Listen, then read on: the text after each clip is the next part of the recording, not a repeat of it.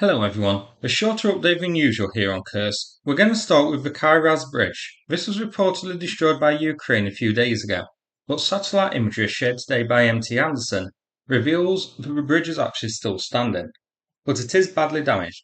So, you can see here that the left hand side of the bridge has been hit hard, either by HIMARS or regular artillery. A chunk of it has fallen away, and there are also craters and other scarring on the surface of the bridge. So, it is still whole, but no idea how stable this is or how much weight vehicles can be supported by it now. I wouldn't fancy going over it in a tank, that's a certain. But maybe it will still be crossable for smaller, lighter utility vehicles and small vans. So, Ukraine I think does need to hit this again. This image is from the 20th. I am surprised that Ukraine hasn't since hit this to finish the job. Maybe they know the job is done and this is too weak now for Russia to use anyway, or maybe they're hoping it collapses with something valuable going over it. I certainly haven't heard any reports on Telegram of it being targeted again. Here's the bridge as seen by Google Maps, and zoomed out here, so it's crossing the same river, and this bridge is west of Svanoa. The Svanoa and Glushkova bridges are already destroyed. Yesterday we looked at some video footage showing HIMARS destroying pontoon crossings. M2 Anderson has shared satellite imagery here, showing the pontoons crossing the river. First, this one here was hit by HIMARS. Now, either HIMARS didn't completely destroy the pontoon, or Russia has quickly replaced it. Here, the second one.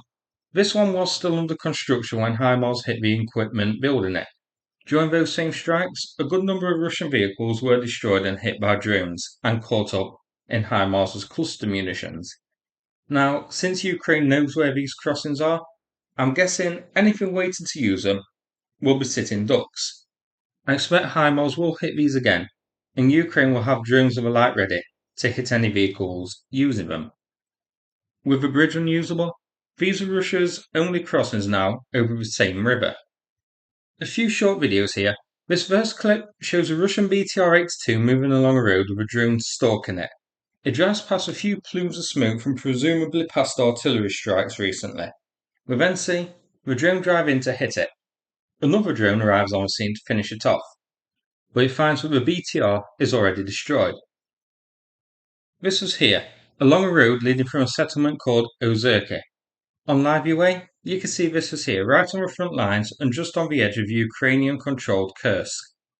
I haven't really seen much mention of Ukraine pushing further south here. However, that changed a bit today with a video I'll look at later. The focus by Ukraine seems to push east towards Gir'i.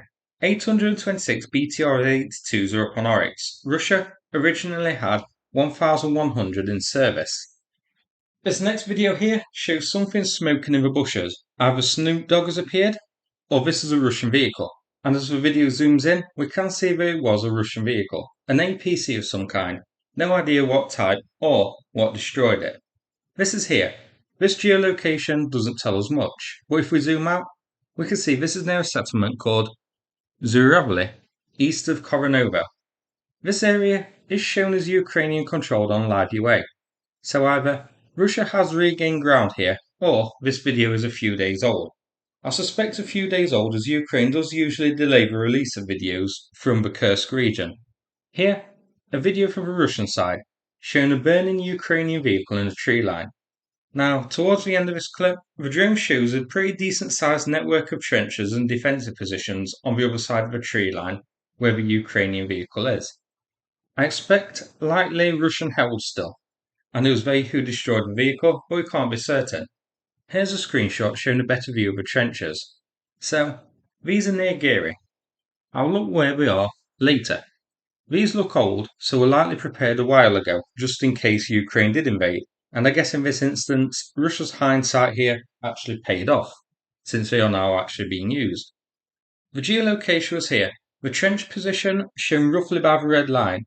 So, these were pre-made defensive lines, and Ukraine here looks to have come up behind them. This is quite an interesting location, south of Gir'i. We had confirmation of Ukraine in Gir'i with some BTR-4s being ambushed, and we've seen videos of Ukraine in Karyzh, but no confirmation if that town is captured or still contested. This is the furthest south we've had confirmation of a Ukrainian presence. At the moment, I don't know if this was one vehicle on a probe, or a recon operation here, or part of a larger push, or even if this area is actually Ukrainian controlled now. But certainly, this is an area we do need to keep an eye on. Finally, the short one here. This clip shows Ukrainian soldiers taking up positions west of Apanosovka, which was captured the other day. Not the most interesting clip, but the geolocation shows us that Ukraine is on the outer edges of an extremely small settlement called 10Y Oktyabr. This consists of not much, a small cluster of structures shown here. I can't see this being heavily defended. Ukraine may have already took it by the time I've done this video. Apanosovka hasn't been updated as Ukrainian controlled yet, despite us having confirmation a couple of days ago. This settlement is highlighted here. So Ukraine is advancing towards these railroad tracks and the settlement of Komarovka. Finally, no video here, but Russian Telegram pages are reporting that Ukraine has captured a settlement called Krasnokto-Bielskaya. We will have to wait for photos or videos to confirm, but this is an interesting location. So it's a rather isolated little settlement north of Visnevka, which Ukraine controls, south of the same river, and south of Koronivo. Ukraine is pushing hard on southern Koronivo, so this is pretty much cut off and isolated. So this is it for this video. Not too much in terms of territorial control. Ukraine captured one settlement in the north, is advancing towards another in the west, and pushed south of Gir'i in the east. So the offensive here is certainly ongoing, and progress is being made by Ukraine. So thanks very much for watching. Hope you found the video interesting, and take care everybody.